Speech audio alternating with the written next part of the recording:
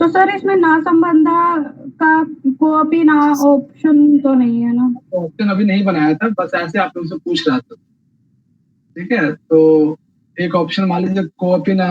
ठीक है, एक ऑप्शन ऐसे बना दिया जाए कि मान लीजिए पहला दूसरा या तीसरा चौथा है ऐसे, और चौथा है कोअपी ना। ठीक है, तो कोई सा भी जो है ऐसा कोटेशन या जो यहाँ पे दिया जा रहा है कोअपी भी, यानी कोई सा भी ऑप्शन सही नहीं है, यानी चारों कोटेशन मनुस्मृति से संबंधित। ठीक है, तो ध्यान रखिएगा, कई बार जो कोअपी वाला भी जो है ध्यान से देखिएगा इसको। ठीक है, तो चारों कोटेशन मनुस्मृति में प्राप्त होता है, वो भी दूसरे अध्याय में।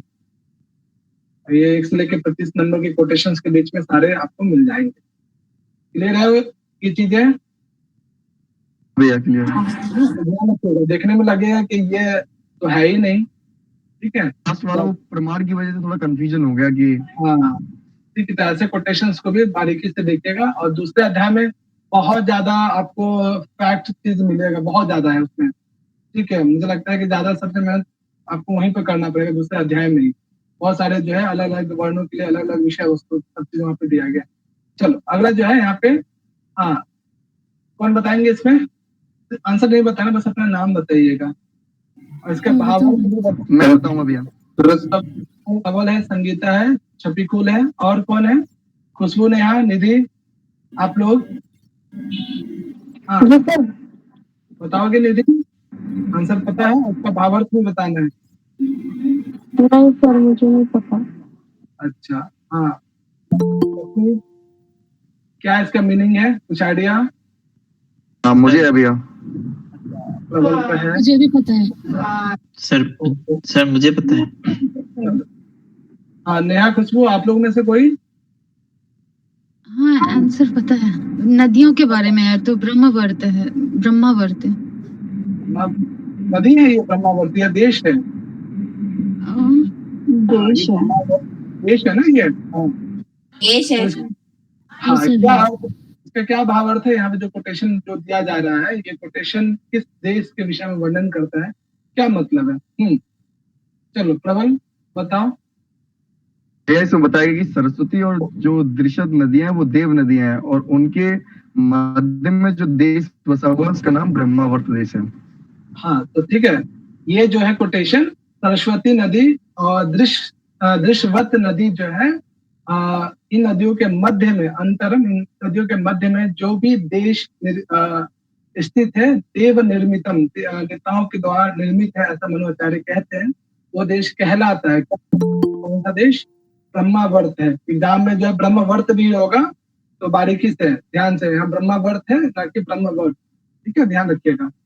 चलिए, तो इसमें जो है जो कोटेशंस है, या फिर ऐसे भी पूछा जा सकता है, यहाँ पे जैसे दोनों लाइन दिया गया, मान लीजिए सिर्फ इतना ही दिया जाए कि तम देश निर्मितम देशम डैश कर सकते हैं कि कौन सा देश जो है देवताओं के द्वारा निर्मित देश है, तब आंसर भी क्या होता है? ब्रह्मावर्त ही होगा। ठीक है बच्चा, तो दोनों कोटेशन भी ध्यान रखना है, साथ साथ जो नीचे वाला है वो भी ध्यान रखना है। ऐसा नहीं कि सिर्फ एक कोटेशन, फर्स्ट लाइन या सेकंड लाइन, दोनों कोटेशन ध्यान रखिएगा।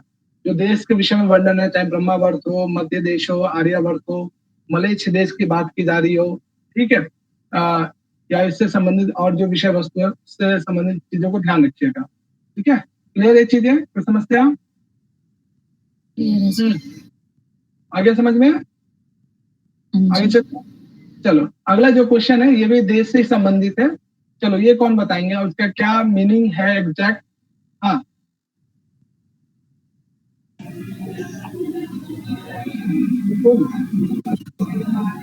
यार का इसका मुझे मालूम भैया। आंसर मुझे भी पता है। मुझे पता है इसका आंसर। भी पता है आंसर। मुझे भी पता है इसका आंसर। वेरी गुड, लेकिन हिंदी बताना है, हिंदी भी बताना कि कैसे आप समझ रहे हो इसका आंसर यही होगा। हिंदी क्या हो सर? एक तो हिमवद, और हिमवद मतलब हिमाचल है सर, हिमवान मतलब। ओके, और विंध्या से विंध्याचल के बारे में कहा गया है। हाँ, ठीक, आगे सर पढ़ा था इसको, जो आपने पुराने नोट्स लिखवाए थे ना उसमें यह है। ये सब याद आ रहा सर। हाँ, चलो, तो कौन इसको पूरा करेगा? प्रभात ने थोड़ा सा बताया, इसमें पूरा कौन करना चाहिए? मैं बताऊं इसका पूरा मीनिंग हिंदी का? हाँ, तो इसमें बता रहे हैं कि हिमवान यानी हिमवान, ठीक है, हिमवान। और विंध्याचल के मध्य में, ठीक है, थोड़ा सा हो गया, विंध्याचल के मध्य में। और जो कुरुक्षेत्र है, कुरुक्षेत्र के पूर्व की ओर, ठीक। फिर प्रयाग जो है, प्रयाग के पश्चिम का जो देश है उसको हमें मध्य देश कहा गया है इसमें। मध्य देश। और बहुत ही सिंपल, इसको अगर याद करने का तरीका देखा जाए, ठीक है, तो मध्यम शब्द यहाँ पे प्रयोग किया गया है, ठीक है। जो हिमाचल और विंध्याचल पर्वत के मध्य में जो भी देश स्थित है, ठीक है, और ये जो है वो देश जो है कौन सा देश कहलाता है? मध्य देश। तो मध्य शब्द से भी आप अंदाजा थोड़ा सा लगा सकते हो, यदि अगर नहीं समझ में आ रहा है कि प्रश्न कैसे उत्तर क्या हो सकता है, ठीक है। तो जो भी देश के विषय में वर्णन हो, चाहे ब्रह्मावर्त हो, मध्य देश हो, आगे क्वेश्चन जो है आर्यवर्त से भी होगा और मलेच्छ देश से भी है, ठीक है। तो ध्यान से ऐसे जो है कोटेशन को ध्यान रखिएगा। चलिए आगे, क्लियर है चीजें? हाँ भैया।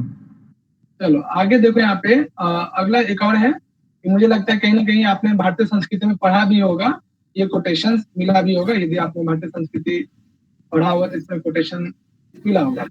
चलो, ये किस देश के विषय में वर्णन है और साथ ही साथ इसका मीनिंग भी बताना कि क्या क्या अर्थ हो सकता है।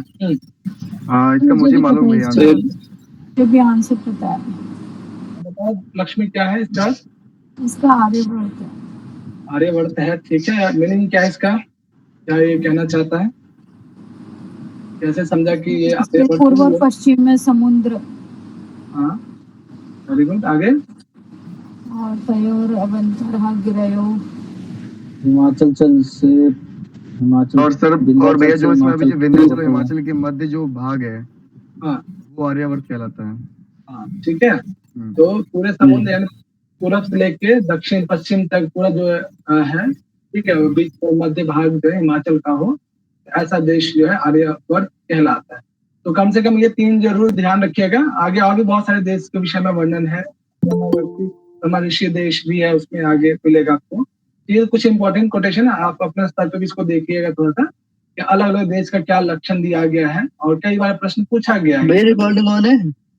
हाँ, रिकॉर्डिंग ऑन है विशाल, ठीक है। चलो, ये जो कोटेशन अगला जो ये समझ में आया ना, आर्यवर्त वाला? हाँ क्लियर है? क्लियर है। चलो, ये जो कोटेशन आप सामने देख रहे हो, ये किसके विषय में वर्णन है, किस ग्रंथ में वर्णन है, किस अध्याय में वर्णन है और इसका क्या मीनिंग हो सकता है? हाँ, मान लीजिए ये कोटेशन आपसे पूछा जाए कि ये किस ग्रंथ में वर्णन है, बताओ बच्चे। नहीं समझ में आ रहा तो संधि युक्त पद है तो वहां पे संधि विच्छेद करके देख लो, तो इजीली समझ में आ जाएगा। ये मनुस्मृति के 2 अध्याय के अंतर्गत है। Okay, very good. तो हिंदी करो निक्की। श्रुति हाँ, रीति उदितम धर्म अनुतिष्ठन् हि मानवः इह कीर्ति अवाप्नोति प्रत्यय च अनुत्तमं सुखम। मतलब कि श्रुति और स्मृति, स्मृति से ये धर्म, मेरे ख्याल से धर्मशास्त्र होगा ना सर? हाँ, ठीक है, स्मृति से धर्मशास्त्र, ठीक है। श्रुति से वेद हो गया। धर्मम अनुतिष्ठन, मतलब इसमें धर्म की बात कही गई है मानवों के लिए, है ना? ठीक ठीक।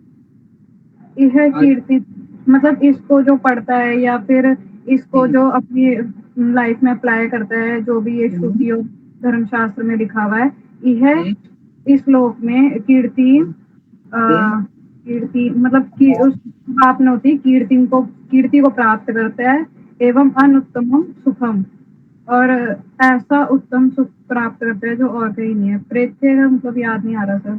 मतलब इस लोक से अतिरिक्त जो परलोक है, जो अलग लोकों की जो अवधारणा है, जैसे स्वर्ग इत्यादि लोक, ठीक है, उस लोक में भी जो है सुख की प्राप्ति करता है। यानी यदि कोई भी इंसान जो चाहता है कि धर्म संबंधी चीजों को पढ़ना चाहता है, अपने लाइफ में अप्लाई करना चाहता है, तो ऐसे लोगों को श्रुति और स्मृति संबंधी ग्रंथों का अध्ययन करना चाहिए।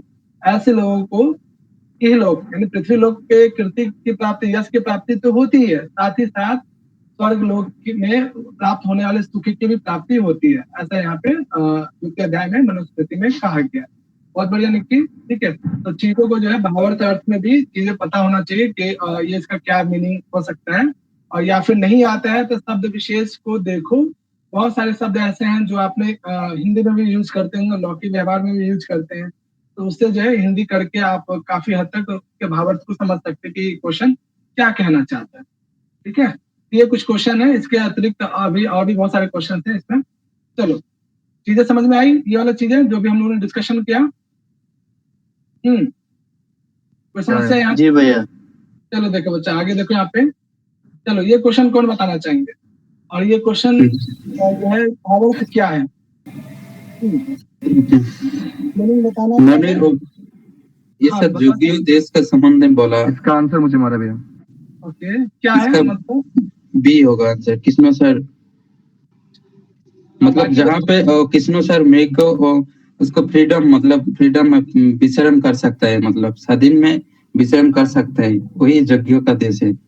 ये भिन्न और कोई मनुष्य देश मतलब मृग पाया जाता है। हाँ, वो छपी जो कोई देश है वो यज्ञ देश है। ठीक है, वेरी गुड। कोई और बताना चाहेंगे? खुशबू, नीतू? नहीं, इसका नहीं पता मुझे। इसका बी होगा आंसर। आंसर तो बी आंसर है। भावार्थ क्या है प्रबल? भावार्थ में कि जिस प्रदेश में जो काला मृग है या तो पाया जाता है या स्वेच्छा से विचरण करता है, वह जो प्रदेश है वो यज्ञ देश कहा जाता है। हाँ, तो देखो इसमें क्या पूछा जा रहा है कि मनुस्मृति के अनुसार या मनु के अनुसार कौन सा देश जो है यज्ञ कहलाता है, यज्ञ प्रधान देश कहलाता है। तो यहाँ पे कहा जाता है कि ऐसा द्वितीय अध्याय में ही वर्णन है, और आपको कोटेशन नंबर 23 में मिल जाएगा। तो इसमें ये कह रहे हैं कि जिस क्षेत्र में, जिस देश में जो कृष्ण सार एक जो है मृग का प्रजाति है, ठीक है, उसका जो कलर है कृष्ण वर्ण का होगा, वो एकदम वो जो है फ्री होकर एकदम विचरण करता हो, ठीक है, उस पर किसी प्रकार का कोई उस पर शिकार उसका नहीं करता हो, तो फ्रीडम होकर जो फ्री होकर जो घूमना फिरना भ्रमण करता हो, ऐसे देश जो है यज्ञ देश कहलाते हैं, जिस देश में कृष्ण सार नामक जो हिरण है, मृग है, वो सरलता पूर्वक जो है इधर उधर संचार करता हो, घूमता हो, भ्रमण करता हो। ठीक है भैया, मुझे कुछ पूछना है। हाँ बोलो बच्चा। अगर मैं गलत नहीं हूँ तो कृष्ण सार मृग का उल्लेख अभिज्ञा शकुंतलम के प्रथम अंक में भी हुआ है। हाँ, वहाँ पे कृष्ण जहाँ पे वो राजा वहाँ पे राजा दुष्यंत उसका। हाँ, वेरी गुड।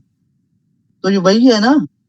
तो वहाँ पे किसी कृष्ण सार मृग का एग्जैक्ट नाम तो नहीं आता है, मृग शब्द वहाँ पे मिलेगा या हिरण्य शब्द। मेरे ख्याल से भैया जो नाम है ना मृग का, वो भी शायद कृष्ण सार ही है। देख लेना एक बार। वहाँ से मृग नाम आया है बस, और पूरा कृष्ण सार शब्द वहाँ पे नहीं है। ठीक है, चलो चीजें समझ में आई। ये कोटेशन नंबर 23 में मिल जाएगा आप लोग को। ठीक है जी भैया। चलो अगला जो है इसमें,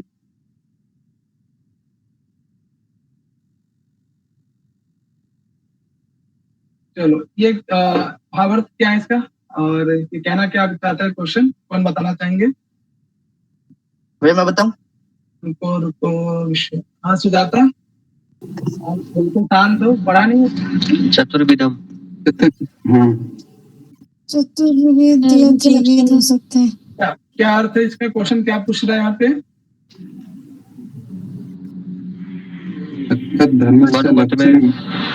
सर यहाँ पे वेद स्मृति सदाचार और आत्मतुष्टि का जो 4 भेद है वो होगा। ओके, वेद स्मृति सदाचार और आत्मतुष्टि का जो भेद है, 4 लक्षण है वेदों का, धर्म का। आत्म संतुष्टि, उसके लिए क्या शब्द प्रयोग किया गया है? आत्म संतुष्टि जो है उसके अतिरिक्त पे जो मूल कोटेशन देखोगे उसमें आत्म संतुष्टि नहीं है, तो हिंदी में उसकी व्याख्या नीचे दी गई होगी। हाँ, कोटेशन में क्या प्रयोग है? तो वेद स्मृति सदाचार, अगला चौथा तुष्टि रेव च।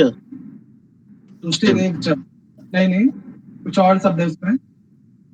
हाँ बच्चा, कौन बताएंगे कि जो है धर्म के जो 4 लक्षण है मनुस्मृति के अनुसार, वो 4 कौन कौन है?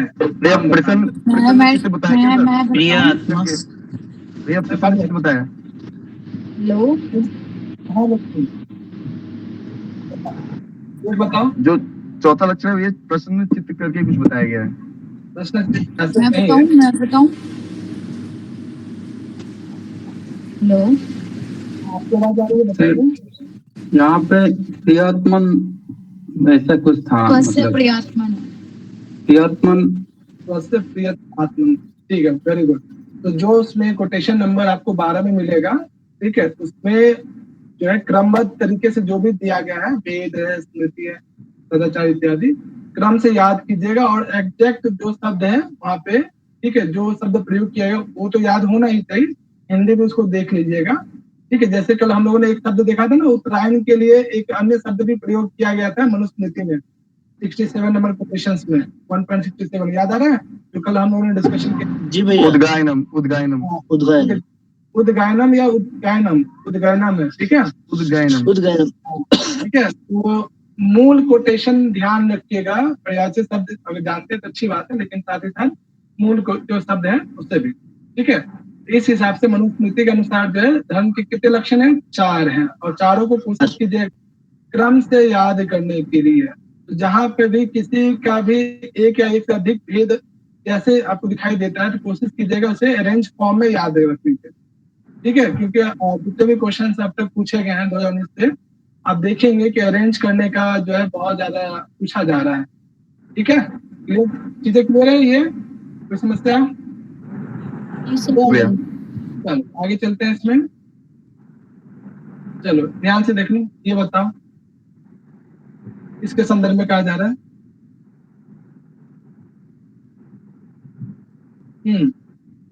वह इसका डी होगा। ये होगा भी इसका आंसर। चलो भूमि, ठीक है, भूमि बताओ डी ही है। क्या अर्थ है इसका? श्रुति नाम अर्थ अनुगामी ग्रंथा उच्चते की श्रुति मतलब हो गया वेद। वेद नाम का की जो अनुगामी है, अनुकरण करने वाले ग्रंथ है, वो स्मृति ग्रंथ है। हाँ वेरी गुड, ठीक है। तो ये जो है कोटेशन नंबर आप देखोगे तो 10 में आपको मिल जाएगा, शुरुआत के कोटेशन होते ही ये सारे क्वेश्चन है, ठीक है, तो ध्यान रखिएगा, अच्छा क्वेश्चन है। चलो इसके विषय में बताइए, और ये क्या कहना चाहता है कोटेशन, ये भी बताना। और भैया इससे इसका 10 ये है। ये का भैया सी है आंसर। बच्चा सॉरी सी है। सी है। जो गलती सुजाता करती थी वो गलती आज विशाल कर रहा है। हैं, इतना जल्दीबाजी में क्या करना है बताओ विशाल? हैं? मुझे लगा यहाँ पे मनु के अनुसार पूछा जा रहा है कि मनु मतलब मनु के अनुसार किसी ने ऐसा कहा, मतलब किसी ने ऐसा माना है। चलो इसका हिंदी कौन करना चाहेंगे? हिंदी मैं करूं? कौन करना चाहिए? आप बोलो इसको। धर्म के जिज्ञासुओं के लिए जो परम प्रमाण है वह श्रुति है, अर्थात वेद है। बहुत सुंदर। ये किसने कहा है? मनुस्मृति में कहा गया है, कोटेशन नंबर 13 में आपको मिल जाएगा, ठीक है। चलो तो चीजों को जो है अच्छे से पावर के अकॉर्डिंग, और ये जो है आपने जब फर्स्ट क्वेश्चन किया था तो ये यहीं से लिया गया था, ठीक है बच्चा, देखा था ना फर्स्ट क्वेश्चन? हाँ, प्रमाणम परमम श्रुति, ठीक है। चलो चीजें क्लियर है यहाँ तक, आगे चले। जी भैया। चलो अगला देखो यहाँ पे। चलो आप चुप रहना, बताना, बोलना मत कोई। हाँ इला बताओ इसका आंसर। सर आर्यवर्त आएगा। आर्यवर्त आएगा पक्का? ये इसमें डी आएगा आंसर। देखो जी सर। डी कह रही है, इला कह रही है आर्यवर्त। डी आएगा सर, क्योंकि अभी हमने पीछे इसको पढ़ा है सर। आएगा भैया, पीछे तो पढ़ा है ये। हाँ, इला कहाँ ध्यान था? खाने पीने पे हैं? इला डी आएगा, ठीक कह रहे हो। नहीं, अरे कहने से क्या, आपने मिस्टेक क्यों किया? ये तो डिस्कशन जस्ट हमने पहले ही किया, अभी 10-15 मिनट भी नहीं हुआ है। कहाँ ध्यान है? कर रहे हो क्या एक साथ दो काम कर रहे हो क्या? नहीं सर। तो फिर गलती कैसे हो रही है ये चीजें? ध्यान रखो, वो चीज डिस्कशन किया जा रहा है और वही क्वेश्चन को आप एग्जाम में गलती करोगे कैसे काम चलेगा? चलो इसकी हिंदी कौन बताएगा? अभी तो ध्यान रखना हिला। सरस्वती और जो ईफतवती तो द्विफतवती जो नदियां हैं, इन देव नदियों के मध्य के का जो देश है वह है कौन सा देश है? वह ब्रह्मावर्त। ब्रह्मावर्त। ध्यान रखिएगा, इला आगे से ये गलती नहीं होनी चाहिए। चलो अब यहाँ पे ध्यान से सतर्क होके देखिए इस क्वेश्चंस को। चलो ये क्वेश्चन इसका आंसर ए है। देखो ध्यान बहुत जल्दी करते हो हैं, इतने गलती करते हो इस बार गलती नहीं होगी, इस बार गलती नहीं होगी भैया। इसका अर्थ इसका ए है। इस बार गलती नहीं कर रहा हूँ मैं, इसका ए है। यही है इसका। आपका यही विचार है? हाँ भैया मेरे ख्याल से ठीक है। क्या है सर? हाँ देखो अभी बोला ए डी वाले कौन से? हाँ सर सर मेरा कहना यह है, अगर इसकी जगह त्रिवर्ण होता तब डी होता, परंतु त्रिवर्ग है तो धर्म अर्थ काम ही होगा। चलो ये डी वाले कौन है? हाँ प्रबल बोल रहे थे क्या? डी वाले प्रबल, ये जो है त्रिवर्ग, जब आप साहित्य दर्पण पढ़ते हो वहां पे भी बोला गया, लिखा गया त्रिवर्ग। नाट्य शास्त्र जब आप पढ़ते हैं वहां पे भी त्रिवर्ग शब्द आया है। ठीक है, तो गलती यहाँ पे क्या है? जैसे प्रभात अग्नि पुराण में भी आया है। हाँ अग्नि पुराण में भी वर्णन आया है। ये गलतियां नहीं होनी चाहिए कि बहुत त्रिवर्ग साधनम। हाँ बिल्कुल बिल्कुल ठीक है बच्चा, तो गलती नहीं होनी चाहिए। प्रबल एक एक नंबर बहुत बोला, क्या बोला? त्रिवर्ग साधनम। जी क्या कोटेशन कहा आपने? त्रिवर्ग साधनम। इसमें एक कुछ मिस्टेक बोल तो नहीं रहे अब। नाटकम त्रिवर्ग। हाँ नाटकम त्रिवर्ग शायद ये कोटेशन। बिल्कुल बिल्कुल ऐसे ही है। तो खुशबू, नेहा, निहारिका, लक्ष्मी समझ में आया ये सब चीजें? त्रिवर्ग कैसे ध्यान? हाँ समझ में आ रहा है। इस वाले कोटेशन, ये कोटेशन नंबर आपको 224 में मिलेगा। ठीक है, 224 में वहां पे श्रेयस और अश्रेयस विद्या के विषय में वर्णन, श्रेयस और प्रेयस विद्या के वर्णन में, उसी में से यहाँ पे चाहूंगा। कुछ कह रहे हो विशाल? जी भैया, बोलो। यहाँ पे धर्म अर्थ और काम को त्रिवर्ग में इसलिए गिना गया है क्योंकि जो मोक्ष होता है ना वो पारलौकिक होता है, और ये जो तीनों होते हैं ये लौकिक होते हैं, इसलिए त्रिवर्ग में मोक्ष को नहीं गिना जाता। इसका इन तीनों का जो फल है वो हमें सामने दिख जाता है, लेकिन मोक्ष का जो है हम देख नहीं पाते, वो प्रत्यक्ष नहीं है। इसलिए त्रिवर्ग में केवल धर्म अर्थ और काम की बात होती है, मोक्ष की बात नहीं होती है। तो ये 224 में मिल जाएगा। चले आगे। Yes sir. एक यहाँ पे ध्यान से आप बताना, ये जो कोटेशन देख रहे हो इसमें त्रिवर्ग किसके लिए आया है? ऑप्शन आप इन चारों के अतिरिक्त जो कुछ भी लेना चाहते हो ले सकते हो। ये क्वेश्चन है, इसमें त्रिवर्ग किसके लिए प्रयोग किया गया है? और कोटेशन ऑप्शन कुछ भी ले सकते हो, इन चारों के अतिरिक्त जो लेने का मन हो ले। नेहा बताओ आपके अनुसार क्या होगा यहाँ पे? स्थिति सत्व रजस और तमस हो जाएगा शायद श्रेयस के लिए। तो सत्य गुण के विषय में रजस। हाँ कोई और? नेहा खुशबू आप लोगों का क्या मन है? कुछ भी रखो। हाँ बोलो नेहा। आज नेहा बिल्कुल नहीं बोल रही है। धर्म अर्थ काम ही होना चाहिए। धर्म अर्थ काम ही होना चाहिए। ओके ठीक।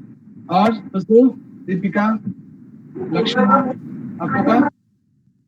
यहाँ पे इस कोटेशन के हिसाब से त्रिवर्ग क्या है? त्रिगुण ही होगा इसका।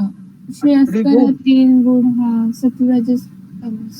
सत्व रजस। ओके हाँ कोई और? कोई और अपने विचार रखना चाहेंगे? हेतु, निधि, निहारिका, निक्की, लक्ष्मी, प्रभात, प्रबल, अब बोलो। अब बोल नहीं रहे आप लोग? कोई आइडिया नहीं है इसका। कोई आइडिया नहीं। तीनों क्या कह रहे हो? या ऑप्शन है या फिर तीनों गुण, सत्व रजस तमस।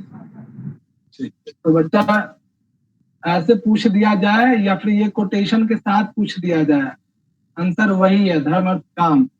और ये कोटेशन जो है ना 224 नंबर कोटेशन में मनुस्मृति के दूसरे अध्याय में ही है, ठीक है, 224 नंबर, हाँ 224 दूसरे अध्याय का ही।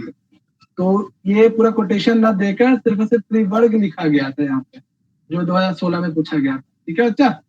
तो ये मूल कोटेशन ये है, मूल कोटेशन में जो है ये इस तरह से एक शब्द लेकर पूछ लिया गया, ठीक है। 224 देखोगे तो आपको कोटेशन मिल जाएगा, ठीक है। तो ये यहाँ पे वही है, आंसर वही है, धर्म अर्थ काम मनुस्मृति का ही कोटेशन ही है। चीजें समझ में आया?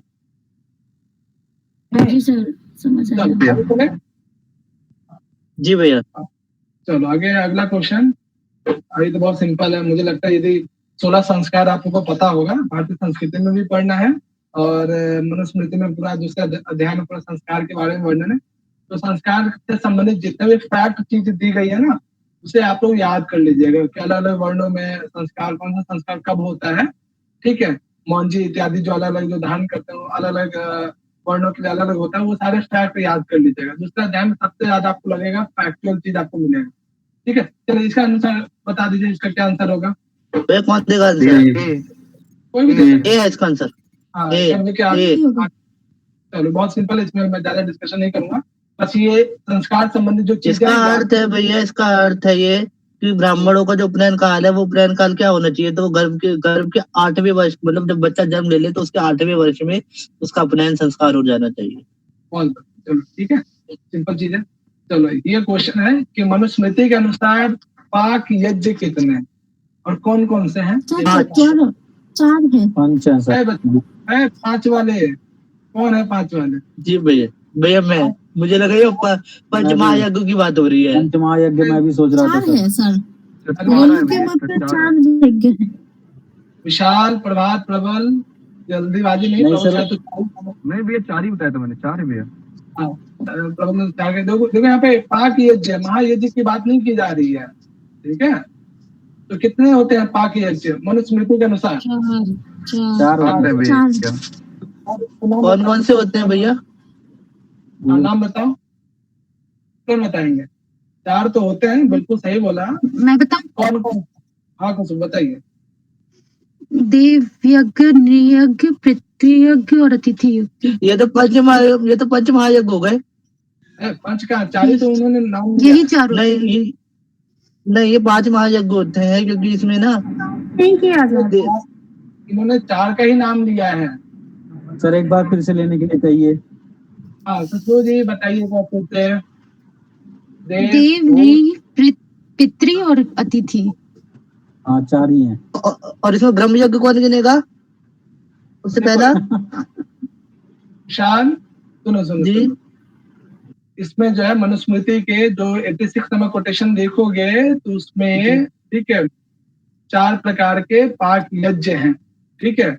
यदि ब्रह्म यज्ञ भी जोड़ दोगे तो महायज्ञ बन जाएगा वो, ठीक है। तो यहाँ पाक यज्ञ की बात की जा रही है, 86 नंबर कोटेशन में आपको मिल जाएगा। तो चीजों को मैं देख लूंगा इसको, देख लीजिएगा अच्छे, ठीक है। 86 नंबर कोटेशन में दूसरे अध्याय में कि पाक यज्ञ मनुस्मृति के अनुसार 4 ही मानते हैं। जो 5वां जोड़ दोगे तो महायज्ञ बन जाएगा। और महायज्ञ आप लोग को वैदिक संदर्भों के संदर्भ में पढ़ना है, यूनिट 2 में, ठीक है। उसके हिसाब से जब पंच महायज्ञ हम लोग पढ़ेंगे वहाँ देखेंगे डिटेल से। सर पाक यज्ञ हमने वहाँ पे पढ़ रखा है ना, उसका कोई टॉपिक था उसमें। वो पंच महायज्ञ के संदर्भ में हमने देखा था, यज्ञ अग्निहोत्र यज्ञ इत्यादि के संदर्भ में भी हमने वहाँ पे देखा था यज्ञ कितने प्रकार का होता है। पाक यज्ञ, हाँ ठीक है, वहाँ पे अलग है, ठीक है। मनुस्मृति 4 ही मानते हैं, ऐसे 7 पाक यज्ञ होते हैं, 7 सोम याज होते हैं, 7 हविर याज होते हैं, वो अलग है, ठीक है। चलो अगला देखो यहाँ पे। हाँ ये वाला कौन बताना चाहेंगे? ये अलग अलग जो है जो आपके हाथ में उंगलियां हैं, हाँ अंगुष्ठमूलम सर। मैं बताऊं? हाँ लक्ष्मी बताइए। डी है।